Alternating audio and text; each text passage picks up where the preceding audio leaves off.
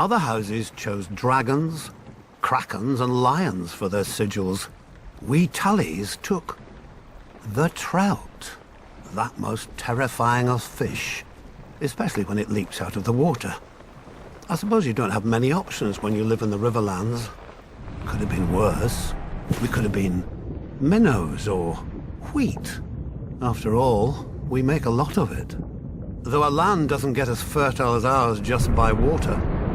The old river kings, storm kings, and the kings of the rock spilled blood here for thousands of years, squabbling like children over a new toy, until the Ironborn came and spanked them with their axes.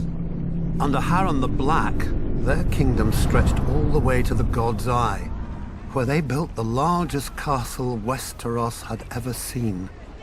Maesters teach that Harren was a fool, but he had some sense. If you're going to enslave and torture an entire people, you best have thick walls to hide behind. But the very day the last stone was laid in Harrenhal, Aegon Targaryen landed in Westeros. As soon as he saw Aegon's host on the horizon, my ancestor Edmund led the mass desertion of Riverlords to Aegon's side. I doubt Harren even noticed. The problem with huge castles is they blind you to what's outside, both by their size and the arrogance they inspire. Not that the Ironborn ever lacked for that.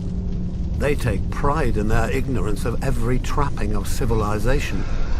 Though any baker could have told them that fire turns stone walls into an oven. And so Harren the Black finally lived up to his name, and the Riverlord swept the Ironborn back to the sea. In return for Edmund's service, House Tully was made Aegon's new Lord Paramount of the Trident, and all the other lords had to swear us fealty. But old habits die hard. The Riverlands are, and always have been, the middle child of Westeros, caught up in every fart from one lord at another. My ancestors knew that for the Tullys to survive, alliances must be made. Our trout has swum up so many rivers over the centuries and leapt onto so many plates that it's a wonder half the realm's sigils don't have fins by now. Thus, every Tully child is taught family, duty, honor.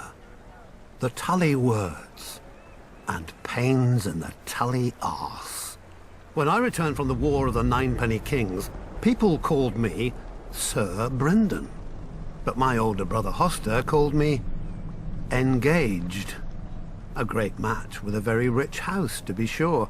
But I just fought and killed a great deal of men and had no desire to be told when and whom to marry.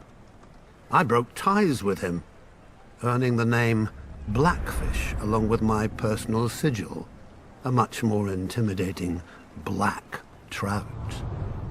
I was too stubborn at the time to realize that while other houses fight with swords, House Tully fights with marriages.